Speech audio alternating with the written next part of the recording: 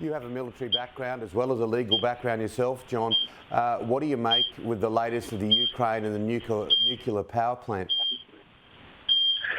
Well, the Russians are trying to take advantage of this because they want to be able to have a lot of their ammunition dumps, supply depots, command and communications nodes, all around that, because they now fear a lot of the longer-range Ukrainian systems, including HIMARS.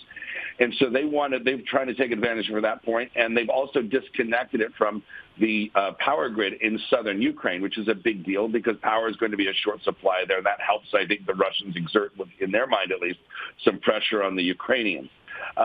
But more to the point, if there is heavy fighting there, even if they do try to shut down the reactor, I have a minor in physics too, is that there's still going to be a lot of fissile materials. And if there's heavy fighting, heavy shelling, if a reactor vessel is ruptured, you could end up with a Chernobyl type event. And both sides right now are trying to position themselves so that if it does get to that point, the other side will be blamed.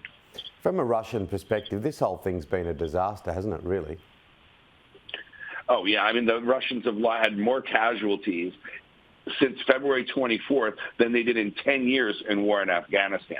This is a colossal loser for them. I mean, what did they get for it? Some burned out cities and parts of Ukraine that they now control that are essentially a wasteland, and they may not even be able to control that for very long. And the Russian army has been decimated. And the long-term structural damage to the Russian economy is going to be costing Russians over generations. So it has been a disaster. I think a lot of the elites in Moscow know that, but right now there appears to be no backing down.